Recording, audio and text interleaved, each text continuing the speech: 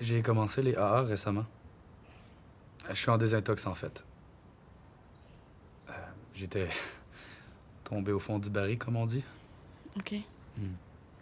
Puis le fait de passer par ce processus-là, ça m'a fait réaliser qu'il y a beaucoup de choses dont on doit absolument parler. Hmm. Les choses qui sont arrivées dans le passé, dans le temps que je buvais, je pense que ça l'occupe encore beaucoup l'esprit de Guillaume. C'est comme si je payais encore pour les erreurs du passé, des fois. Hmm. Comme si vous étiez hanté par des choses qui auraient En pu... fait, je sais pas comment dire ça. J'arrive pas à lâcher prise avec ça. Mhm. Au moindre prétexte, je reviens sur son passé.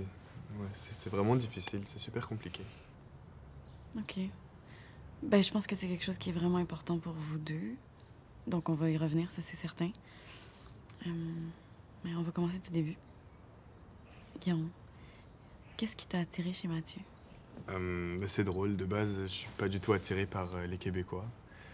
Je suis plus sorti avec des Européens, en fait. Et je sais pas, c'était plus naturel pour moi.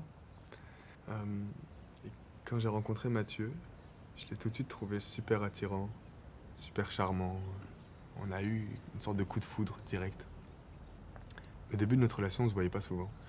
Je travaillais souvent, j'étais beaucoup en tournée, je voyageais. En tournée? Oui, je suis danseur classique. Un soir, j'étais en tournée à Toronto. Et après le spectacle, c'est lui qui est venu porter le bouquet de fleurs à la première danseuse. Ensuite, il s'est tourné vers moi. Il a sorti une fleur de sa poche de veston et il me l'a offerte. La salle a éclaté de rire. Ouais, c'était vraiment drôle.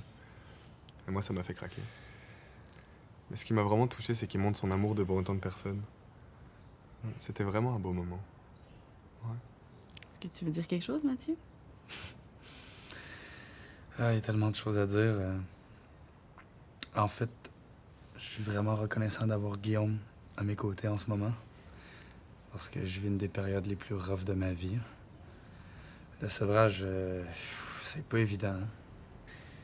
Mais le fait d'avoir son support, ça fait vraiment une différence. J'ai été dans d'autres relations dans le passé. Puis ça a toujours été difficile pour moi de m'engager. J'étais complètement dans la drogue et dans l'alcool. Puis je sentais que si je m'engageais avec Guillaume, j'allais perdre cette relation-là que j'ai avec la drogue puis l'alcool.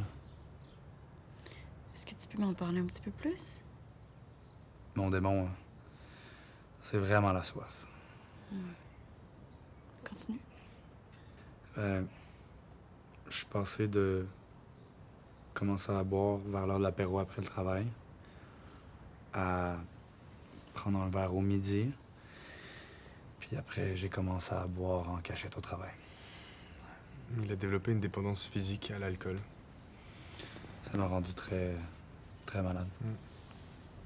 Puis comment tu te sens, là, d'en parler comme ça? C'était peurant.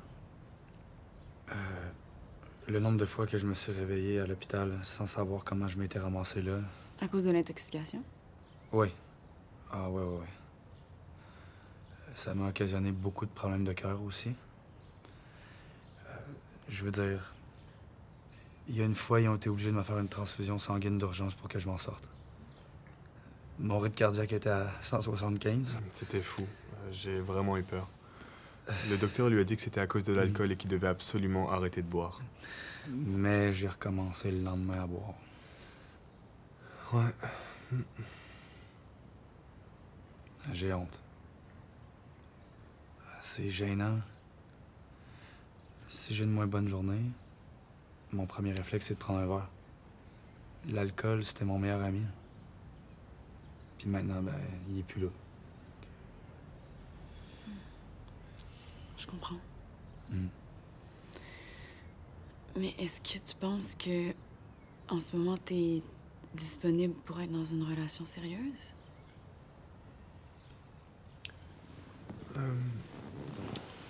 Je sens que j'ai accès à Mathieu depuis qu'il a arrêté de boire. Je sens qu'on a développé une relation beaucoup plus intime. On s'ouvre plus facilement l'un à l'autre. Avant, il pouvait pas passer une demi-journée sans boire. Mais je l'ai pas lâché. Parce que je savais qui il était profondément. Au-delà de sa dépendance, je veux dire.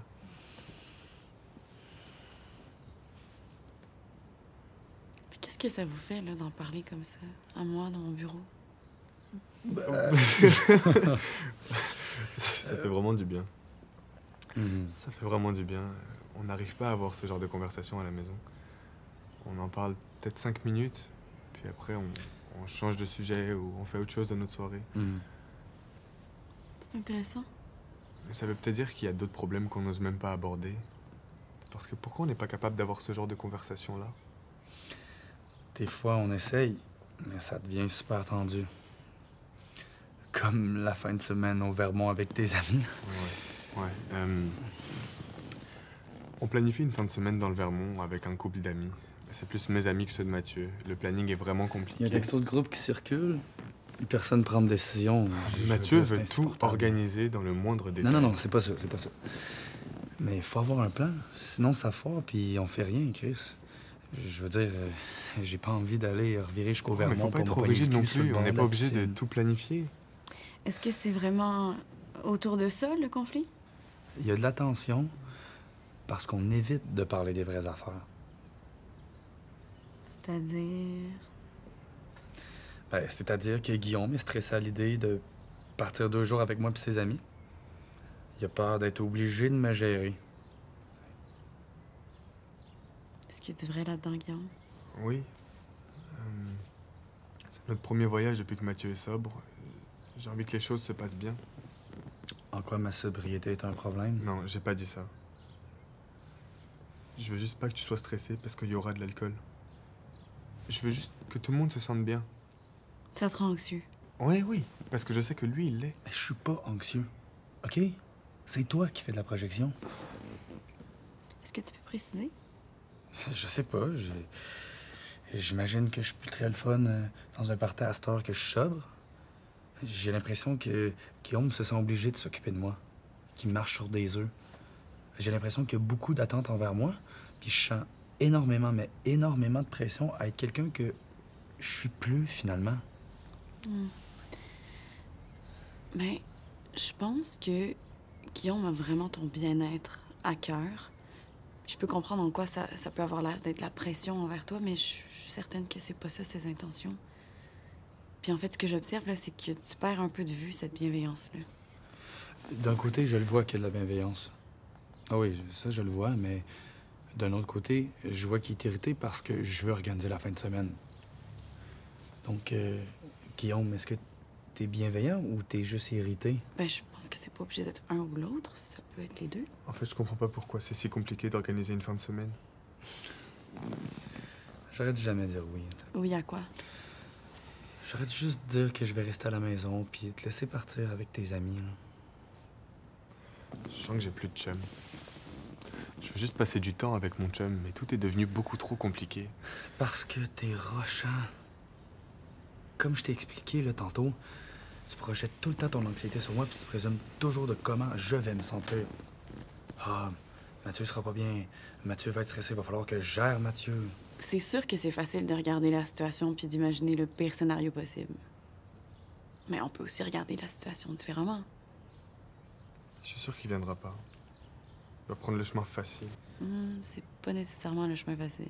Si j'y vais pas, je sais que je vais payer pour ça plus tard. Mais c'est sûr que si tu dis oui à Guillaume puis que tu t'es engagé, c'est normal qu'il soit déçu. Faut pas s'en étonner. Je vais y aller. Je veux pas que tu viennes si t'es pour être comme ça. Tu vois? Tu projettes. Non! Laisse-le finir. C'est si difficile que ça, Guillaume, là, est avec moi. Pourquoi tu perds ton temps? Pourquoi t'es si dur tout le temps? Je le vois que t'es malheureux dans la relation, OK? Ah, Mathieu est ça, bah, c'est donc dur à gérer. Ah, Mathieu est tout le temps stressé. Mathieu se sent pas bien. Calice, change de toi, Nesty. Ça devient fatigant.